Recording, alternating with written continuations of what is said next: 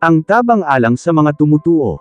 Ikalawang Korinto Kapitulo 9 versikulo 1 hanggang 15. Dili na kinahanglan nga sulatan ko pa kamubahin sa inyong pagtabang sa mga katawhan sa Diyos, tungod kay nasayran ko nga buot pud gayud ninyo nga mutabang.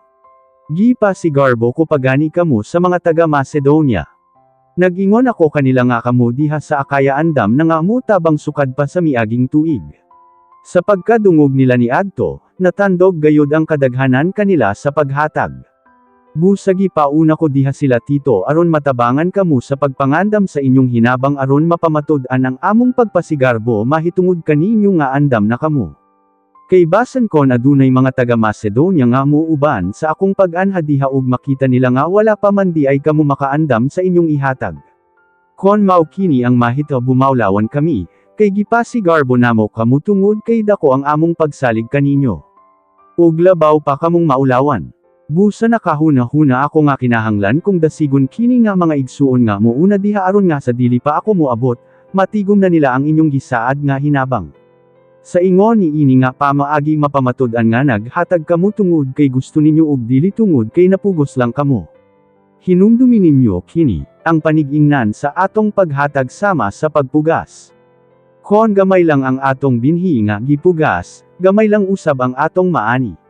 Apan kon daghan ang atong binhi nga gipugas, daghan usab ang atong maani. Ang matag-o sa kinahanglan mo hatag sa kinasingkasing gayod.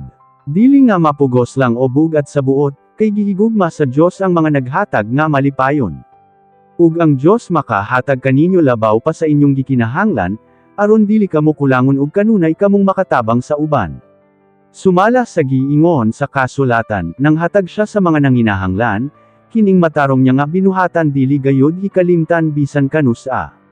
Ug ang Dios nga naghatag og binhi ngadto sa mag-uuma aron makakaon, maupod ang Dios nga maghatag kaninyo sa inyong mga kinahanglanon.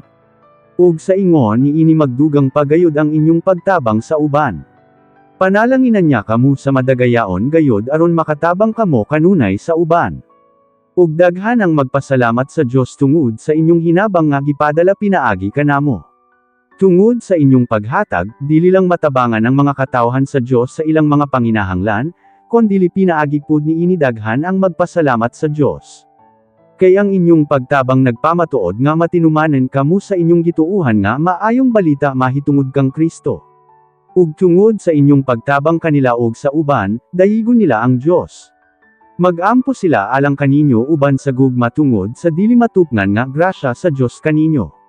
Busa magpasalamat kita sa Dios tungod sa iyang gasa kanato nga dili matukib.